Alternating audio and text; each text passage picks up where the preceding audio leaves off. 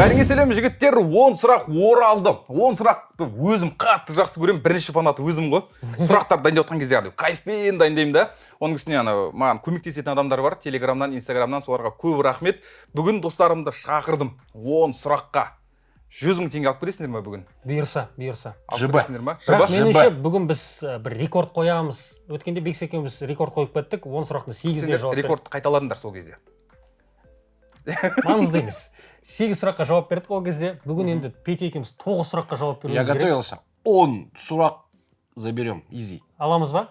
Мен енді рахаттанып ойнағым келіп тұр. Кәдімгідей азарт бар, ақша бар, Құдайға шүкір. Рекорд қоямын деп отырсыңдар ғой. Кем дегенде қайталауға. Сен қоясың ба рекорд? Менде ақша жоқ. Вот эти понадобится мне. Я готов. Сен қазақша маңызды сөздер біледі екенсің, иә? Мен Петя досыма сенем. Өзіміздің бауырымыз, сары орысымыз, Петя бауырым. Петя, саған сеніп отыр ғой негізі. Лучший. Это же мой досик, мой брат. Жігіттер, 10 сұрақ көп ұзамай бастайық. Әлімжан Асқар, Петр Воликов достарым келді. Мен Есет Төлеш, екінші тайм бастаймыз. Жігіттер, ережесін түсіндіріп кетейін. Енді көріп жатқан жанкүйерлерде, фанаттарда, көрермендерде бар шығар. 10 сұрақ. Сендерге 100 000 теңге берілді қазір. Вопросов вам дали 100. Это я знаю. Әрбір қате сұраққа 10 000 теңгені мен алып отырам. Екеуің доссыңдар, бір-біріңе қарсы ойнамайсыңдар, маған қарсы ойнайсыңдар. Жауларың мен, сондықтан екеуің бірігіп қолдарыңды алып қойсаңдар болады. Я бы не пришел на программу, где я должен был быть против моего брата. Вот если мы с ним вместе, то сила, вот. Әдемі. Күшті нөкетті, әдемі. 10 сұрақ әртүрлі тақырыпта, оның ішінде логикалықтар да болады, тарихи сұрақтар да болады, және Петя бізде Баварияның фанаты, Әлімжан Челсидің жанкүйері. Бұл командалар туралы сұрақты күтіңдер. Міндетті түрде болады. Это самые сложные, наверное. Әрине. Сен жауап бере алмай қалса масқара боласың. Масқара боласыңдар. Уят болды. Но если что, жауабын сатамын. Болды. О, эфирге дейін айтпадың? Эфирде елдің бәрі көрсін. Сатып алып отқандарыңды. Жігіттер, дайынсыңдар ма? Я. Кеттік. Бастайық. 10 сұрақтың алғашқысы дәл қазір 100 000 теңге әлі банкта. Бірінші сұрақ. Криштиану Роналду қай бапкердің тұсында ең көп гол соққан? Под каким главным тренером Роналду забил больше всего голов? Түсіндің. 1 минуттарың кетіп жатыр. Сөйлесіп беріңдер. Все, засек? Да. Блин, давай разгонять надо, да? Под каким тренером он больше всего играл? Это стопудово мадридский Реал. Там он забил больше всего голов. Жозе Мауриньо. Да, там был Жозе Мауриньо, там был Анчелотти, по-моему, застал, да, Криша? По-моему, застал, да, застал по-любому. Анчелотти, Маур, ну это те, кто долго работал. Анчелотти и Маур, видимо, кто-то из них между этими двумя тренерами. Кто еще мог быть? Там Зидан еще был. Да, Зидан, ну Зидан сколько там, 3 сезона работал, да, 3 сезона. За 3 сезона, мне кажется, Зидан, Мауриньо, Жане, Анчелотти. Португалия ұлттық құрамасы. Там такого долгого не было, мне кажется, тренера. В МЮ был сэр Алекс, но... Да, в МЮ он, в Реале он больше забивал, чем... Ең көп Реалда соқты ғой. Енді Реалда олда 5 секунд. Жозе Мауриньоны таңдаймыз. 5 секунд. Жозе Мауриньо, Зидан или Анчелотти, наверное, Жозе Мауриньо. Сондай бір оңай сұрақ болып қала ма, Жозе Мауриньо десе? Самое прикольное, то, что мы до этого говорили, все 10 ответим, на первом же сразу минус. Это по возрастанию сложность будет или нет? Это типа самый легкий? Если да, то я... Жігіттер, уақыт. Нет, у нас смысла нет больше размышлять, да, это 3 варианта. Жозе, Анчелотти, либо Зидан. Петя, осы тұста сендердің 3 көмектерің бар. Көмек алсаңдар болады. Біріншісін енді қолдана алмайсыңдар. Бұл жылдам жауап. Яғни сұраққа 100% сенімді болсаңдар, жауап бересіңдер де 1 минутта сақтап қаласыңдар, кейін қиын сұрақ келгенде пайдалануға болады. Екіншісі, жүргізушінің көмегі. Менен көмек сұрасаңдар болады, мен сәл көмектесіп жіберем, дұрыс жолға салып жіберем. Үшіншісі, екінші мүмкіндік деп аталады, яғни 2 мәрте қателесуге болады, яғни 2 рет жауап беруге болады. Қазір қолдансаңдар болады, немесе тәуекелге барып көресіңдер. Это намек, может быть, да? То, что мы размышляли очень хреново, и если это именно сейчас решил такое. Жозе Мауриньо деген келіңкіреп тұр негізі. Блин, мне нравится Жозе Мауриньо. Анчелотти. Мне нравится Жозе Мауриньо, но он долго тоже не работал. 1 минуттарың өтіп кетті, сондықтан бір бапкердің атын айтсаңдар маған. Подсказка аламыз ба? Подсказка? Давай возьмем. Подсказка. Онда мы выбираем подсказку. Ведущего. Жоқ. Да? Лучше Не, нет? право на ошибку лучше. Право на... Нет, просто у тебя у нас 3 варианта. Ну да. Жозе мы сейчас скажем. Жозе, потом Анчелотти скажем. Потом Анчелотти скажем, и тот, и другой мимо. Мне кажется, лучше подсказка ведущего, а потом ее Он скажет в реале. Өте мүмкін. Әбден мүмкін. Давай вот этот. Право на ошибку, мне кажется, Жозе все-таки. Жозе, а второй, если нет, то Анчелотти. Анчелотти, да. Онда, давай. Егер біріншісі дұрыс болса, яғни күйіп кетеді ол. Күйіп кетеді, иә. Но если... Я понял, да, если мы правильно угадали, все равно подсказка сгорает, да? Ладно, біз сосып кеттік. Біздің жауабымыз, біріншіден біз көмек аламыз. Таңдадыңдар. Алмай қойыш көмек. Первый Жігіттер, вопрос уақыт легкий. 2,5 минут болып кетті. Просто риск. Ешқандай көмек керек емес. Жозе Мауриньо. Жозе Мауриньо. Жозе Мауриньоның кезінде Реал Мадрид аса трофей ұтқан жоқ. Аса бір чемпиондар лигасында да ұзаққа бара қоймады. Ұзағырақ баптар. Финалда ойнамады деген секілді. Жарайды, жауап қабылданды. Сондықтан сендер спокойно отыра беріңдер. Мен енді сендер 3 бапкерді айттыңдар ғой. 3 бапкер кезіндегі голдарды айтайын сендерге. Зинедин Зиданның тұсында 112 гол. Жозе Мауриньоның тұсында 168 гол. Өте дұрыс. Және Карло Анчелоттидің тұсында 112. Что там, брат? Әдемі, Что там? Подсказки свои суешь. Мы все знаем же и так. На монтаже, давай, для монтажа. Сұрақ қойшы, басынан. Ең көп дедің ба? Досрочный ответ. Жозе Мауриньо. Хорошо, видишь, раскидали. Главное думать. Әдемі. Жозе Мауриньоның тұсында 164 матчта 168 гол соққан. 10 сұрақтың алғашқысын дұрыс жауап бердіңдер. Мына жерде 100 мың теңге тұр. Сақтап қолдыңдар. Енді екінші сұрақ, жігіттер. Және 3 көмек әлі орнында. Екінші сұрақ. Петя, дайындал. Чемпиондар лигасының тарихында Баварияның неше футболшысы үздік Сұрмерген атанды? Переведи, Сұрмерген. В истории Лиги Чемпионов сколько футболистов Баварии стали лучшим бомбардиром? Да, в сезоне, да? Да. В сезоне. В сезоне Лиги Чемпионов? Кетті. Так, ну сразу Лева, по-любому, был. Мюллер болуы мүмкін ба? Томас... Ол бірақ хет-трик жасамаған чемпиондар лигасында. Вот, узнал это через программу Вики. «Он срок». Мюллер, возможно, был, возможно, нет. Но я знаю, в чемпионате мира он забивал точно. Лева точно был. Да, ну сколько раз Лева был? Или нужно просто игроков же назвать? Один раз. Сосын Лева Криштиану Роналдудың заманында болып қалды ғой. Криштиану Роналду. Болды ғой Не, он Левандовский. был, по-любому был. Левандовский точно был. Сәл ертерек өтсең былай қарай. В истории Лиги Чемпионов кто еще забивал? Блять, Лука Тони, там много же нападающих было. Тони, Шмони, Джованни Элбер. Но все они, по-моему, лучшими бомбардирами именно Лиги Чемпионов не были. В 99-м году, кстати, мог быть... В 99-м году мог быть лучший бомбардир в Баварии, когда они дошли до финала, и в 2001-м, когда они играли против Онда екеуді жауап береміз ба? Я думаю, что два. Атын-жөндерін айту керек. Олардың сондықтан... Жоқ, неше деген сұрақ келді ғой бізге? Неше деген сұрақ келді ғой? Есет төлеш. Атын-жөндерін айту керек Тебе енді нужно олардың. фамилии назвать? Иә. Тастандық болды. Тяжело теперь. Орыс болған соң сен қиындатып отыр. Роберт Левандовский. Уақыт болды, сондықтан жауап бере берсеңдер болады. Мы думаем, что это два. Два в истории Баварии было два лучших бомбардира. Это Левандовский и вот кто второй. Кто второй? Просится Джованни Элбер в голове. Ойлан, Петя, ойлан. Негізі 1 минутың өтіп кетті. Көмек сақтаулы тұр сендерде. Сондықтан көмек алсаңдар болады. Давай Досың бар, көмектесетін. второго, если их два, возьмем помощь ведущего. Хотя бы у нас будет намек. Мен сендерге оңай болу үшін айтайын. Екеу, үздік Енді Сұрмерген. сұрақты қайталап оқисыз Вот ба? мы угадали, да? Есет сұрақты қайталап оқисыз ба? Бұл кімнің бағдарламасы? Бұл жерде екеу деген болмайды. Әділдік есетте жоқ, көпте де жоқ. Четко на место поставил. Ты сказал их два. Два, точно. Это один из них Левандовский. Кто второй, я предлагаю помощь Екіншісінің взять. аты әлі айтылған жоқ. Давай, я даже его не перечислял, да? Давай возьмем Бұл помощь. көмек емес қой, иә? Бұл көмек емес. Давай көмек помощь сіздерге- ведущего про второго. Жүргізушінің көмегін аламыз. Жарайды, бір көмектерін күйді. Бұл футболшы дәл қазір Бавария сапында ойнайды. Мәссаған. Мюллерді айттық біз. Мюллер мы говорили. Екі, Подожди, он сейчас до сих пор баварец сказал. бір, Бавария екі, сапында жүріп, Баварияда Жігіттер, жауап 3-тен деп жатырмын.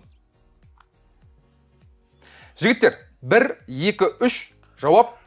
Левандовский. Харри Кейн, былтыр. Былтыр Харри Кейн. Кейн. Харри Кейн. Кейн. Сенімдісіңдер ма? Харри Кейн былтыр болды ғой. Сейчас скажет, гнобри. Харри Кейн былтыр Чемпиондар Лигасының үздік сұрмерген болды. Да. Дұрыс. Қиындатпай ақ қойын. Дұрыс.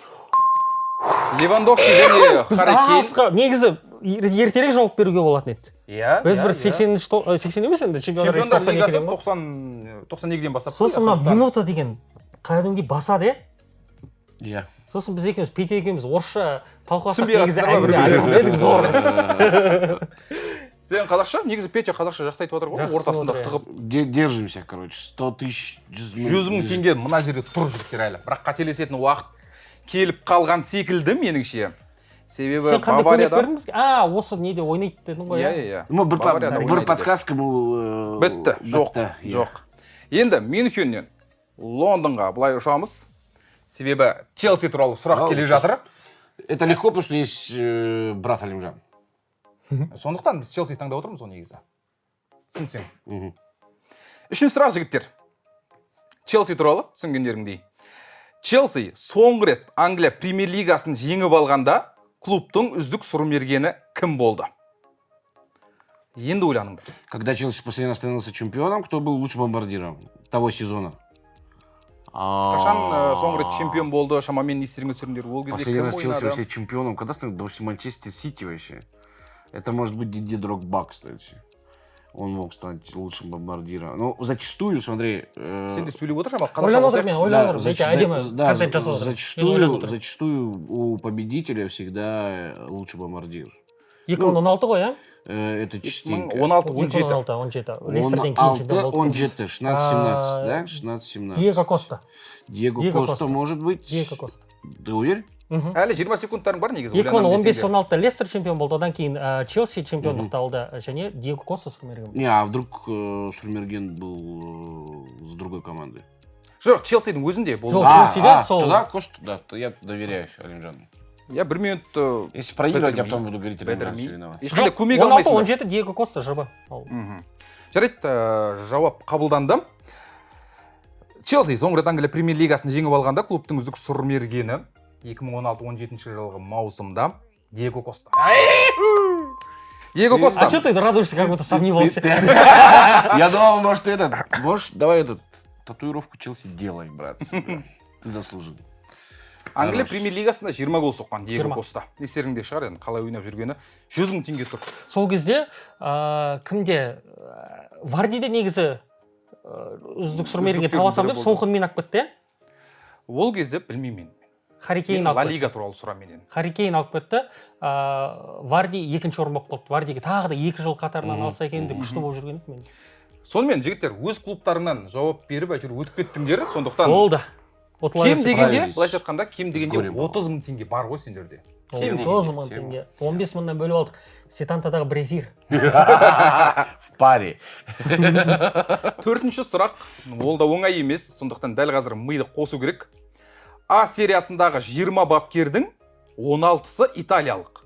Германия, Португалия, Испания және Франциядан бір бапкерден бар. Осы тұста француз бапкер кім? Переведи. Биыл ма? Осы маусымда. В чемпионате Италии кто французский тренер? Да, сейчас, в этом сезоне. В этом сезоне. Так. Жоғары жақтардан. Давай просто по-бырому. А. Ювентус, Тиаго Мота, не француз. Интер, Антонио Конте. Симона Инзаги. Интер Симона Инзаги. Симона Инзаги. Нет, он итальянец. Милан, Консенсао, португалец. Сверху, если идти, да? Там кто еще? Кого я еще забыл? Рома. Рома. Клаудио Клаудио Раньери Раньери. был. После Раньери, кстати, может, кто-то пришел. Сейчас Раньери мог уйти. Не, Ромада кім ғой қазір? Раньери ғой? Окей. Кто еще остается? Аталантада Джампиери Гасперини. Төмен кету керек, төмен. Надо вниз идти. Кто-то может быть, кого Есет заприметил. Фиорентина. Нужно команду же просто назвать. Бапкерді. Кім? Ебал, бапкеров. Француз. 10 секунд қалды. Патрик Вейра. Дженоа. Из Страсбура перешел. Гуд. Біз ерте тойлап жүрміз бірақ. Неге тойлап Бұл дұрыс, жатсыңдар? Бұл дұрыс. Неге тойлап Себебі мен жатсыңдар? Патрик Вейраны өте жақсы білемін. Ниццада баптағаннан кейін. Ниццада Вейра деп зор ол қырылып кетті ғой Вейра сосын Ниццамен. Сөйтіп дұрыс ойын соғып шықса. Сосын ол Страсбургға ауысты ғой. Страсбург Челсидің фарм клубы. Челсидің фарм клубында болмады бірақ оның жағдайы. Биыл осы 2024-те былтыр Дженоваға, иә? Дженоваға ауысып кетті.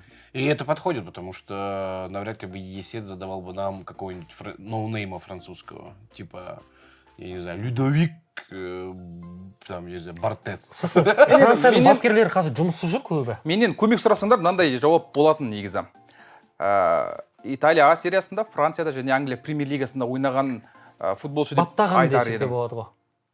Олай деуге де болады негізі, олай деуге де болады. Ал Кристал сенімді айтып Пэласты баптады ғой. Сенімді айтып тастадың, сондықтан бірден жауап берейін. Дұрыс. Патрик Вейра. Что он за лев? Төрт Он жауап. что за лев? Он тащит всю катку нашу. Рекордты бұзайын деп тұрсыңдар ма сендер? Еще 6 же, брат. Еще 6 сұрақ. 100 мың теңге тұр әлі. 4 сұрақ артта.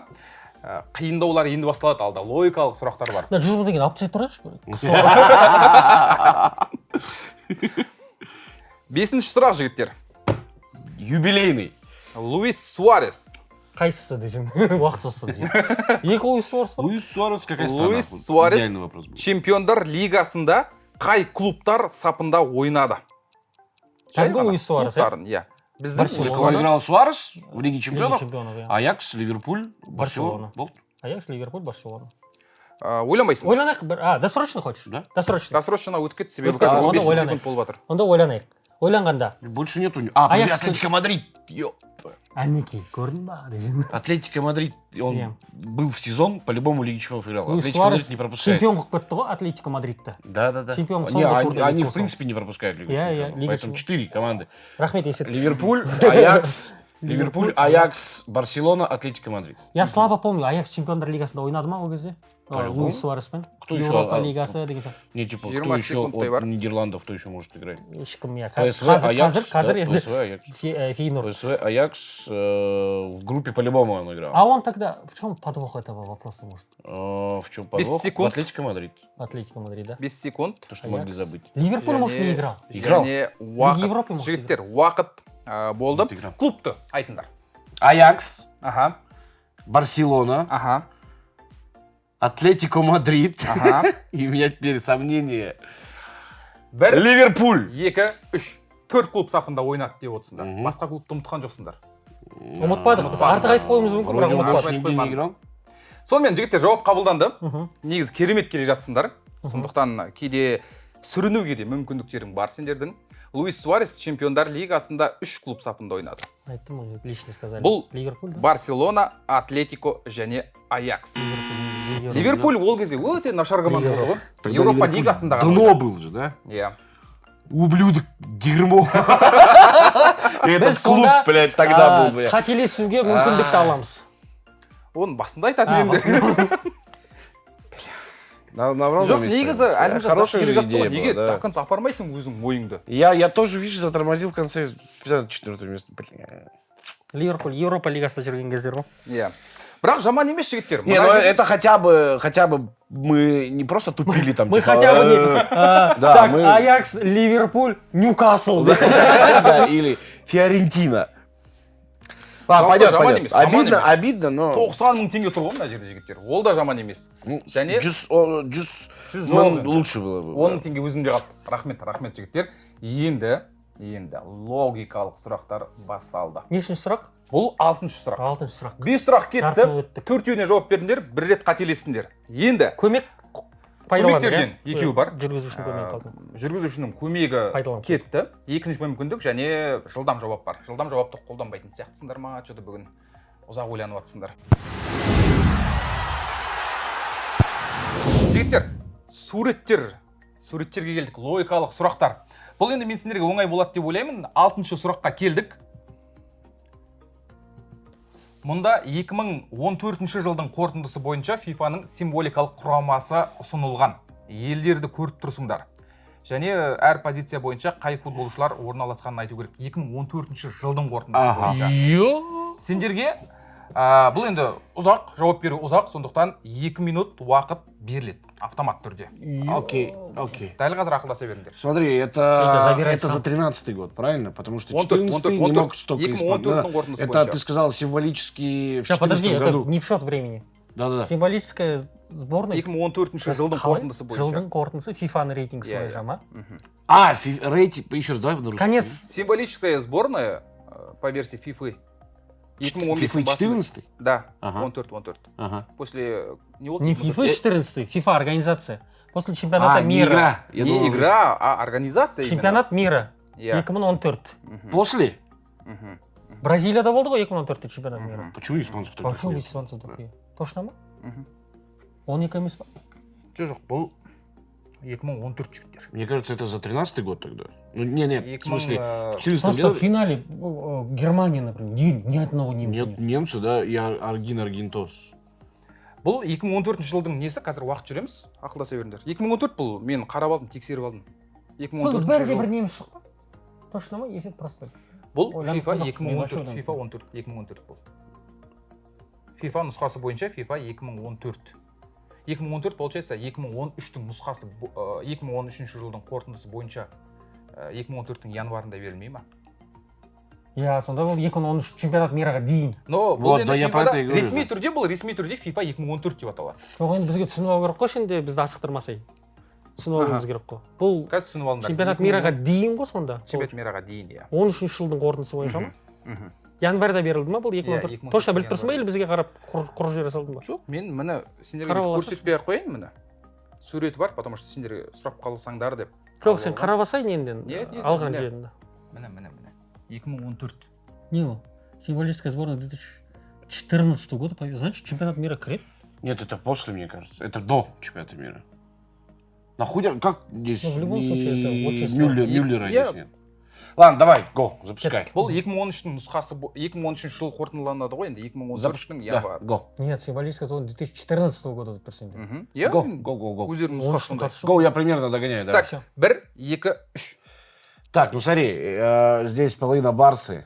Жоқ, неге Точно. мысалы немістер жоқ, Германия чемпионат мирын алмаған ғой Это онда. странно, мне кажется, это до чемпионата мира Иә, было. екі Бразилия отыр, бірде бір 13-й год это Барса победа в Лиге чемпионов. Сол, То есть после они года. по 13-му году делали символическую сборную. Да, Он еще и шел, Барса отқан жоқ. вот здесь вот, ну не в 13-м, какой он, в 15-м алды олар. в 15-м, ну в 13-й там сборная Испании была, Барса тащила, поэтому здесь, мне кажется, вот, давай с вратаря, это Вальдес, это Дани Алвес, два центральных, это Пуйоль и Пике был, Пике. ма? Рамос ще? Рамос Пике. Хави, Иньеста, Бускетс, Криштиано, Месси, Фалькао. Фалькао, мынау кім?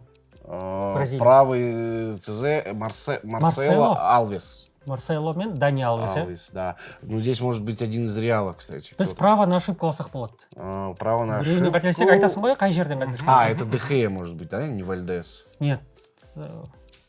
Вальдес шығар. Вальдес, смотри, еще раз, давай, у нас время же еще есть. Әрине, Вальдес, Неше минут Рамос бердің? Пике, 2 минут бердім. Рамос Пике, Марсело Алвес, Хави, Бускетс, Иньеста, ну это тройка дикая, по-любому должны. Месси, Роналдо, Фалькао. Радамель Фалькао, иә, Колумбия. Фалькао, потому что Лигу Европы выигрывал, и затащили его. Но Хамис, навряд ли Хамиса на ФРВ Хамис будут болуы ставить. мүмкін ғой. Здесь только два Жоқ, бұл варианта. жерде FIFA Хамис- қоя салады ғой Хамис Родригес. Ну, навряд ли они туда его поставят. Они могли бы хотя бы вот сюда его поставить. А мне кажется, Есет взял именно вот по расстановке. именно Есет так. алған жоқ Бұл қой FIFA-ның өзінің FIFA жасаған ұстап берді. Ал составы. FIFA Хамис сыйғызу керек деп қоса салған ғой любой жерге. Но в Если любом он случае пар- біз право на ошибку алуымыз керек. Давай право на ошибку, но если это будет после чемпионата мира, тогда это очень странная сборная от FIFA, и я тоже им скажу, дерьмо, ублюдок. Как нам угадать деген сияқты ма? Біз қазір үшеуінен қателессек, осы үш позициядан қателестің деп айтасың ғой, иә? Иә. 2 минут артта жігіттер. Ойларыңды айтыңдар. Еще есть время? Бітті. Ну, Уақыт бітті. ну, да, у меня других вариантов даже нет. Айт онда, Петя. Кеткпа называю? Кет. Давай Қақпадан бастайық. Вальдес. Вальдес. 2014 жігіттер. 2000 тогда Дехея. Сәл өзім көмектесіп жібердім. 2014 кеттік. Қақпашы. Вальдес или Дехея? Дехея. Дехея. Дальше центральные защитники. оң қапталдан кетейік. Алвес, Аха. Пике Рамос, Марсело, Хави Иньеста Бускетс, Криштиано Месси, және Радамель Фалькао. Тигры Радамель Фалькао. 11 футболшыны естідік. Екі позициядан қателесіп отырсыңдар жігіттер. Не подскажешь, какие? Айтшы, иә, бізге подсказкаға баламыз. Қақпашы және орталық жартылай қорғаушы. Бізден қақпашыны кім деп алдың? Дехе. Дехе деген нұсқаны алдың, иә? Бұл 2014, ол жақтар ойланыңдар. 2013, ол жақтарда чемпиондар лигасында не болды? Сол жағында ойлаңдар. Реал Мадрид ұтты ғой, иә? Касильес старый. Нет, Касильес. Икер Касильес. Дұрыс екенсің. Мен көмегімді бердім. Екі позиция дейсің ғой, қақпашы және орталық қорғаушы. На Фалькао дұрыс екен. Орталық жартылай қорғаушы. Жартылай қорғаушы? Вот здесь. Иньеста, значит, не Бускетс. Странно, что не Бускетс. Тағы бір минутымыз бар ма? Уақыттарың бітті негізсіңдердің. Жоқ, енді қателіктен кейін ойлануға жоқ па? Так, тогда Касильес здесь, да, Кас здесь, а вот здесь Иньеста, Хави. По-любому, они на всех этих... Хави, Иньеста болды. Бускетс потом, по-моему, начал появляться. Поэтому вместо Бускетса здесь должен быть испанец Хаби Алонсо. Хаби Алонсо. Айт, сендім. Әдем. Проиграть так проиграть. Жарайды, қабылданды. Отқа Уақыт себебі өтіп кетті жігіттер. Сондықтан қабылдайық. Ты Қақпада. ты очень любезен к нам сегодня. Есет, ақшамды бермесем бермей қой. Қақпада жігіттер. Икер Касильес. Молодец. Қорғаушылар Дани Алвес, Жерар Пике, Серхио Рамос, Марсело, Иньеста, Хави, Хаби Алонсо, Тащи! Роналду, Месси және Фалькао. Мықты. Тамаша. Керемет. Мы правильно ответили? Иә, бәрі дұрыс. Финал Как Хаби Алонсо, как вспомнил я. Сен екі қорғаушыны кім дедің? Мен Рамос пен Пике дедім ғой, сен басында басқаша айттың ғой. Пуйоль. Пуйоль дедің Ты ғой. Пике хорошо вспомнил. И Рамос ты сказал. Команда. Команда. Это мы с Алимжаном круче команда, чем вот это. Мынау- Это по сравнению с мынау нами түсініксіз. дерьмо ублюдок. 2014 деген түсініксіз. Мүмкін клубтық футболды ғана қараған шығар. Мүмкін Бұл FIFA-ның 2013-ті сол қарап. кезде ресми жасаған символикалық құрамасы бұл жақта енді. Мне кажется, то, что вот этот состав, он был назван в декабре, а опубликовали его условно, вот эту новость, например, в феврале, понимаешь? Типа до чемпионата мира. Он Поэтому всегда здесь нету ни Әбден- немцев, ни әбден мүмкін, аргентинцев. әбден мүмкін. Да, и 2 бразильца, потому что после чемпионата мира 2014 ни один нормальный, здравомыслящий человек не поставит бразильца в символическую сборную. Бірақ өте қатты келісетін бір жағдай бар. Тамаша сұрақ, ә? Топ. Рахаттан. Молодец! 2014-ке менің 8-ші класстағы оқыған кезім еді ғой. А я уже на ДАС 2 года отслужил и домой вернулся после. Не ол даст 2 деген. КС. Мен меншінді служит еткем, да? Ты так на меньшине служишь? Меншіннен кейін қайт. Я там много У меня вот прошел. эта 40-девка на меншіне прошла. Келесі! Онда. 6 сұрақ. Қорытынды, қазір қорытынды. 6 сұрақ өтті. 5-еуіне дұрыс жауап беріңдер. Bir ғана қателік. 90 мың теңге ана жерде жатыр әлі. Миясан, мия. 7-ші сұраққа кеттік, жігіттер. Кеттік. Жігіттер, 7-ші сұрақ. Жаңағыны қорытындылай салсақ әлі есте кетпей тұр ғой. Менің ойымша бұл клубтық футболдағы. Себебі 2013 деп айтатын болсақ, 13-те Челси алды чемпиондар лигасын, 12-де Бавария, 14-те Реал, Реал Мадрид 15-те чемпиондар Барселона лигасының жеңімпазы болды. Сондықтан бұл сол 2014-тегі клубтар футбол Реал мен Барсаның дүркіреп тұрғаны әлем чемпионаты қосылмаған деп Және ойлаймын. ең маңыздысына дейін ба? Таптыңдар ғой сендер, соның өзінде. Мына печат, Соның өзінде. сендер демей-ақ қойып. Жігіттер, енді сұрақтар қиындап жатыр желеп, байқаған шығарсыңдар. Тағы бір логикалық сұрақ. Бұл 7-ші сұрақ бізде. Тағы да сурет. Назарларыңыз экранда. Бұл нені білдіреді? 1 минут кетті. Переведи. Ойланыңдар. Не байланыстырады жалпы? Мынау тулар негізі. Что их объединяет? Вопрос. Что их Что Подожди, объединяет? надо больше что-то, Я? блядь. Я не понял, как что объединяет? Что объединяет? Все. И все, дальше сами. Уақыт кетті, жігіттер. Кеттік. Что их может объединять? Что-то... Испания, Португалия, все равно. Шотландияда бір нәрсе болуы мүмкін. Евро, молодежный евро проводили, например. В Шотландии, да? Не евро, чемпионат мира. Чемпионат мира. Чемпионат мира молодежный. Или среди женщин. Но смотри, 4. В Австралии был чемпионат мира. Точно. Мира 2020. Среди кого? Женщин? 5-й, или- 4-й, 23 среди женщин был. Чемпионат мира это среди женщин. Чемпионат мира среди Дания. женщин. Так, 4. Вот так 20 раз. Может же быть. Скорее всего. Чемпионат мира среди Неге женщин. 20 деп ойлайсыңдар? Скорее всего, 2 раза. Либо это победителей. Хотя нет, шотландские Нет. женщины Австралия плохо играют. Австралия женские принимала. хорошо играют. Вот кто принимает? Төрт наверное? Испания, Принимал. төрт Португалия. 4 Испания, 4 Португалия. Но солтүстік Ирландия, Иә. солтүстік Ирландия, Англия, Австрия, Португалия. Хорватия. Хорватия вот здесь, мне 10 кажется, секунд может, уақыт қалды. золотой мяч, может быть. Там Модрич, ну, Австралия, Дания. Қыздар арасындағы алтын допты алу мүмкін ба? Бір Нет, минут, нет, там бір шотландцы минут нету. өтті Там де кетті Вейер. жігіттер. Мне нравится твой вариант. Не бейнеленген мұнда? Не бейнеленген? Не Қыздар байланыстырады? арасындағы әлем чемпионаты өткен... А что, в Азии не проходил ни разу? Ну, кроме Австралии. Қыздар Бір минут арасында... өтті. Бля, Сондықтан Австралия. қабылдай береміз ба? Қыздар арасында өткен әлем чемпионатының қожайындары. Солай түсініп отырсыңдар. Жауапты қабылдайын. Жауап қабылданды. Жақсы жауап. Логика жалпы жаман емес, бірақ мен сендер ойланып жатқан кезде сәл көмектесуге тырыстым сендерге. 20 ту тұр дедім. Неге 20? 4 испаниялық, 4 португалиялық тұрғанын айттым. Жауаптарың түсінікті, жігіттер. Қате болса айта сал, бірден қате деп үміттендірмей. Үміттендірмей-ақ қояйын онда сендерді. Үміттендірмей-ақ қояйын. Неге 20, неге 4 Испания, неге 4 Португалия? Бұл Англия премьер-лигасының бапкерлері. Ай, бля. 4 испаниялық бапкер, 4 Постыковой этот португалиялық хрен, бапкер. бля. Ублюдок, дерьмо Постыковой. Оңға екен ғой негізі. Негізі бетінде ғана тұрған. Хороший вопрос, если это Қиындап хороший, кетті. да. Өздері Это алысқа все, кетіп қалдыңдар. это национальности в английской премьер-лиге. Тренер. Тренеров на данный момент, потому Я. что я недавно смотрел, то, что там всего 2 англичанина Вот, работают. да. Петя. Айтуға болатын еді.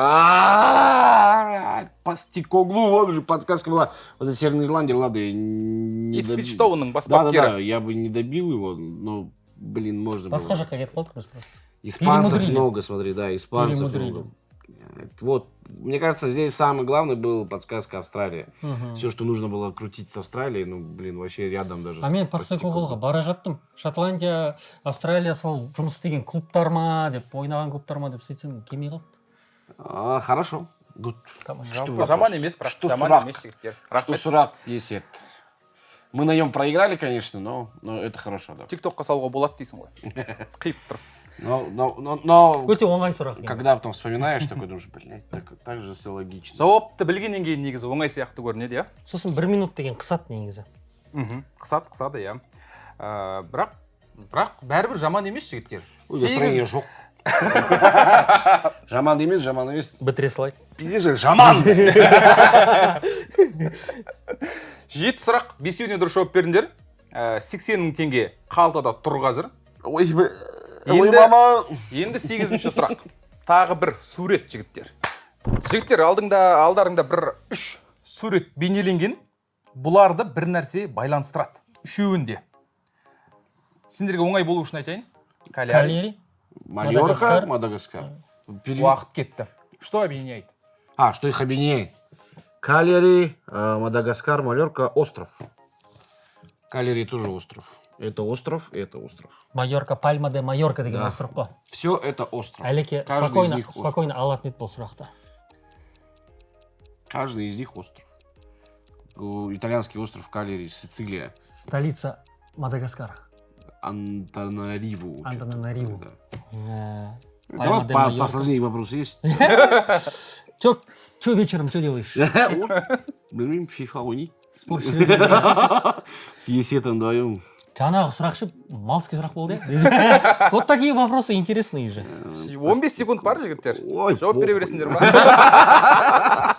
Он без секунд. Калери точно остров? Да, Сицилия. Сицилия. Сицилийский остров. Хотя Палермо Сицилия. Наверное. Любим, это все Сицилий- остров. Мафия, может? Уақыт жігіттер. Не, Бір, Малерка, мафия, екі, Мадагаскар. үш. Это Жауап. Остров. Тащи! Әдем. Арал. Это Полярий. Арал. практически этот. Майорка. Арал және Мадагаскар. Тұз Арал. сұрақ қоймадың ба үшіншісінде? Это практически бессрочный ответ был. Практически. Практически деген саналмайды бізде. Болт, брат. Айтпайсың ба сразу? 6 ұпай бар. Тащи, хорош. Кем дегенде 60 мың бар қазір. 8 сұрақтың 6-ауына дұрыс жауап бердіңдер. 2 рет қана қателестіңдер. Жалпы жаман емес. Всего 2 надо. Не обосраться. Екі-ақ сұрақ қалды жігіттер. Екеуіне дұрыс жауап берсеңдер болды. Все, кеттіңдер ары қарай. Жігіттер, 9-шы сұраққа келдік. Екі-ақ сұрақ қалды. Біреуі суретпен, сондықтан қазір тағы да бір мәрте миыларыңды қорытып бір жауап беріп жіберіңдер. Біздің дәстүрлі сұрақ. Дәл қазір экранға қараңдар. 4 футболшы бейнеленген және бір футболшы осы төртеуімен де ойнап шықты. Бұл футболшы кім? Депай, Фабрегас, Рабио, Тевис. Карлос Тевис, аргентинец, француз, испанец, нидерландец. Вообще сборная. Тек клубта ғана. Клубта. Надо клуб назвать? Да. Нет, бір клубта ойнады. Сборныйда Я емес. понял, да. Я просто думаю, кто мог быть Испания. Это в Челси, в Юнайтед, в ПСЖ. Ну, не факт, да, то, что... Ювентуста болуы мүмкін. Да, в Ювентусе. Депай вообще со всеми переиграл. Так, ну это точно там не Криш, не Месси. Тексеріп көрейік, явно. ага. Кавани. Кавани нет, он с Тевисом навряд ли мог где-то пересекаться, хотя мог в Аргентине где-нибудь. Бля, хороший вариант Кавани. Кавани с Фабрегасом не мог. Уругвайдан ғой ол. Фабрегасом не мог пересекаться. Сеск Фабрегас Челсиден Монакоға кетті. Так, да, Челси, Монако, Тевис. Это 2 Юнайтед, это кто-то из Юнайтед. И Депай там же. Это кто-то из Юнайтед, потому что он и там успел поиграть. Это кто-то из Юнайтед, кто мог? Нани, Луиш Нани мог быть. Нет, Нани не может. Уақыт, жігіттер, 1 минут өтті. Өте тез өтіп кетті 1 минут. Иә, Әсе, өте тез. әйел На неғып этом вопросе, ренжіп по-моему, жүргізіп. 2 надо этот доставать. 2 минуты. Лэмпорт тоже не мог, да? Лэмпорт тоже нет. Это самый тяжелый вопрос, который мог встретиться нам. Бұл негізі сұрақ шынымен қиын. Мен өзім дайындап жатқан кезде ай осыдан қиналады-ау деп ойлағам. Көмек берейін ба сендерге? Да. Достық, көмек Әрине, болсын. давай. Себебі 9-шы сұраққа келдік. 4-я подсказка доступ. Достық деп аталады сендерге. Фабрегаспен бұл футболшы Челсиде ойнаған. С Фабрегасом он Я. играл Челси, в наверное, Челси, какие-то да? вот. Он играл в Челси с Фабрегасом. А потом у него был Тевис. Кто мог с Так, Фабрегасом? Челсиден ПСЖ-ға кетуі мүмкін ба? Тағы 1 минут. Тиаго Силва деген сияқты. Или Давид Луис. Давид Луис. Давид Луис где с Тевисом мог пересекаться? Нигде. Это не Давид Луис. Бразилияда. В чемпионате Бразилии. Мгм. С Рабио где? В ПСЖ, ладно. С Депаем. Где он мог пересекаться? В Челси нет, в Атлетико Мадрид нет. Это не Сендерге тағы 1 минут беріп жатырмын. Оның жарты минуты қалды. Бұл шабуылшы. Шабуылшы кім это? Вратарь? Защитник? Нападающий. Нападающий? Форвард. Форвард. Это Миши Батшуаи мог быть. Это Диего Коста может быть. Коста, қайттан Коста болса қызық болар еді. Коста мог с Тевисом где пересекаться? Нигде. Жоқ, Коста емес. Это, Миши Батшуаи. это Батшуаи мог быть. Это кто еще мог? Кто еще нападает? Учился были. Кавани. Кавани будет. Кавани ойнамады Челсиде. Да. Не играл? Ойнаған жоқ. 1 минут өтті жігіттер. Мен сендерге тағы 1 минут қостым, себебі жылдам Иә, жауапты иә. қолданбадыңдар. Қиын сұрақ болды шынымен, себебі түсініп отырмын сендер, түсініп отырмын. Бірақ 1 минут өтті. Бір жауап беріңдер. Дұрыс емес, дұрыс деп айтам. Пик Бір айта сал бұрын. шабуылшы. Челсиде ойнаған.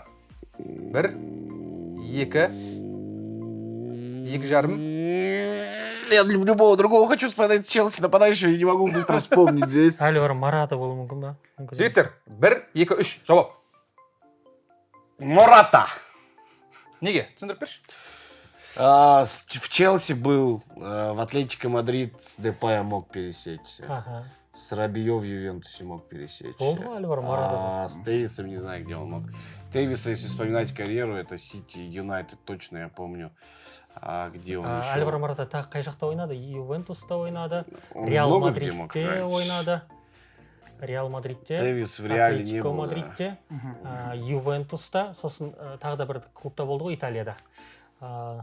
Миланда. Миланда. уақыт созбайық жігіттер. Сендер кім дедіңдер? Альваро Марата дедіңдер, иә? Неге қудыңдар десе. Сәл қудыңдар. Миши Бачуайдай Сәл шылды. қудыңдар. Мен енді сендерге барынша көмектескім келді. 2 минут бердім. Жоқ жерден барынша көмектескім келді. Шабуылшы екенін айттым, Челсида ойнағанын айттым. Және сендер Альваро Марата дейсің. Фабрегас ойнады ма өзі? Который с Фабрегасом даже не играл. да. Фабрегас негізі Марата ойнады. Барынша мал жылдыңдар десе. Мен енді қазір айтады ғой, яғни айтады ғой. Мына жерін қимай жіберейік, көмектескенімді көрсін. Достарыңа көмектестің, уақыт қосымша бердің деп. Енді Әбден мазақ қылып бермей ақ қойшы енді көмегінші. себебі дұрыс жауабын айта берейін, иә, жігіттер. Бір футболшы бар, Мемфис Депай мен Атлетико сапында ойнаған. Сес Фабрегас пен үміт бар. Челсида. Әлі бар. Адриан Рабио мен Ювентуста. Ювентуста. Кеп тұр. Карлос Тевес. Карлос Тевес Ювентус сапында ойнады. Точно, он в Юве бегал. Альваро Марата ол Және дұрыс. бұл Альваро.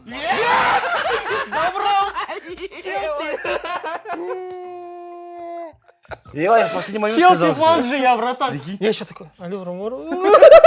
Охуеть, прикинь. Но я настоял на этом, видел? Не тогда у Челси как? Команда Ева, прикинь. Мен еще сіз Фабрегаспен хотя бы Альваро Марата ойнады ма деп есіме түсіре алмай отырмын ғой. Екі Ювентус болып тұрған ешеде. Иә, шатастыру үшін. Әдемі астыру. Әдемі алып шықтым, бірақ соңында. Челси. Лучший, Молодцы. хорош. Даже не знаю, как опраздновать. Вот так делаю. Вот так, видишь. Ошалеть. Тема. Он еще, блядь, Максим Галкин.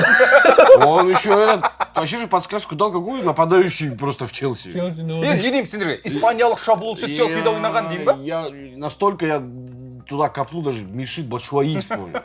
Сейчас даже родители Миши Бачуаи не вспоминают Мишу. Мына видео. А я вспомнил его. Не, Мишу Бацуевич сейчас в Айнтрахте вспоминаю. 2000 лайк жинау керек қой мына видео. Міндетті түрде. Міндетті түрде. Жан жаққа тарату керек. Тарату. Петя, спорт жүргенге сал мынаны. Звоните, распространяйте в своем ЖК, распространяйте это видео. Никто не знает этот прикол, да? Распространите среди жильцов вашего ЖК. Это сенсация. Нет? Кейін айтып бересің. Сурет пен сұрақтар аяқталды. Уф деңдер. Блин, мне нравились они. 9 сұрақтың 7-еуіне дұрыс жауап берді Хотя бы жігіттер. куда-то смотришь. Дәл қазір рекордты қайталауға мүмкіндік бар. Өкінішке қарай жаңарта алмайсыңдар, бірақ қайталауға болады. Себебі соңғы 10-шы сұрақ және соған дұрыс жауап берсеңдер 80 000 теңгемен кетейін деп тұрсыңдар. Дайынсыңдар ма? Пофигу. Го. Кет. Лучшего больше не будет, если... Жігіттер, 10-шы сұрақ. Дәл қазір сендерде 80 000 теңге тұр. 80 000-ді сақтап қалу үшін мен бір футболшы туралы 3 түрлі дерек айтам. Осаған пока. Ұстап отыр. 3 дерек бар, 3 факт, Петя. Соның біреуі рас, екеуі өтірік. Сендер қайсысы шын екенін табуларың керек. Түсінбей Ережан? Я? Жаңа бір қателесу мүмкіндігін сақтап қалу керек еді осыған, иә? Жоқ, осы 10-ға дейін күйіп кетеді бағана айттым ғой. 10-шыда Айтпадым. жауаптар болады. Айтпадым ғой? Айттым. Эфирде айтпадым ғой? А ты назовешь же фамилию, да? Эфирде айтпадым. Футболиста. Әрине. Давай, эфирде айтпадым. Винисиус туралы қай дерек рас? Біріншісі, Чемпиондар лигасындағы дебютінде Бенземаның орнына шыққан. 2. Ла Лигадағы алғашқы голын Мадрид дербиінде салған. 3. Карьерасының басында орталық қорғаушы болған. Какой Один, факт про я понял, да. Винисиуса? Давай я Один переведу неправильный, мне кадр. я все понял. Ты не говори так. Ты не понял. Я понял уже. Я еще не понял. Уақыт кетіп жатыр. Подожди, уақыт кетіп Да. түсінген жоқ деймін. Я все понял. 3 факта про Да? Альваро Марата, А, один из один них неправильный. правильный. Первый, Центральный защитник, чемпион Лиги чемпионов, дебют был, когда заменил Бензема. Бензема. Второй, Первый гол Первый забил в гол Атлетико дерби. в мадридском Мадрид, дерби. да? И Второй, третий на ЦЗ играл. На ЦЗ начинал, да. Уақыт жігіттер. Білмеймін, Петя. Ақылдассаңдар болады. Мен тағы да білмеймін. Отличная команда у нас, не кажется? Альваро Марата ответ. Или Бускет. Начинал как ЦЗ, навряд ли. Слишком худой. Вот мне больше всего. То, что он мог заменить Бензема, вполне возможно. Да? Вполне возможно. Бензема еще был, когда Винисиус пришел. А то, что он забил свой первый гол в дерби Мадрида, тоже возможно. Хотя здесь подвох может быть, типа реально этот долбан мог на ЦЗ играть же. Ла Лигада емес, Не ол. жалпы Мадридке келді, кубокта да болуы мүмкін ба ол ойын? Орталық қорғаушыны айтасың ба? Жоқ, Винисиустың бірінші голы. Чемпиондар лигасындағы дебютінде Бенземаның Екінші орнына шыққан Ла Лигадағы алғашқы голын Мадрид дербиінде салған. Мадридское дерби обычно не сразу же, не в начальных турах же. Да. Ну, оставляют же такие матчи. Да, могли его мариновать и вытащить его. Он мог... Мне кажется, это... Мне тоже про дерби почему. Сонымен жауап. Бенземаның орнына шықты ма? Мүмкін ба? Сондай сұрақ қоя ма бізге? Бенземаның орнына шықты деген? Қояды ғой, бірақ, Да, Он больше похоже может на правду. всякую Ну, фигню смотри, задать. второй дерби. Но Маловероятно. Чтобы понять Есета, надо быть Есетом. Да. Он Чтобы сидит вот так понять, дома. Если ты Типа, шутку типа вот так, Айко, мен сұрақ дайындау керек, шай ғой дейді. Шай ғой дейді да, бүйтеді да. Бля, анау екі далбан жауап берді. Бензема дей салайын ба деп. Бензема по позиции не подходит. Видишь? Нет.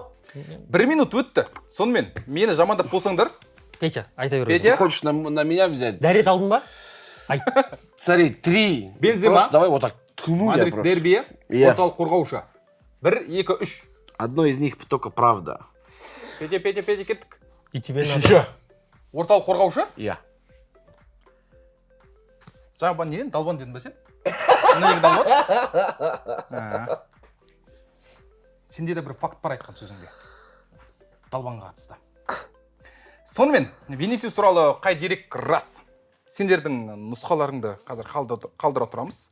Ла Лигадағы алғашқы голын Мадрид дербиінде салмаған. Оған сенбеймін мен. Себебі Мадрид дерби сәл кешірек өтеді. Маусымның қызған шағында. Рас факт айтайын.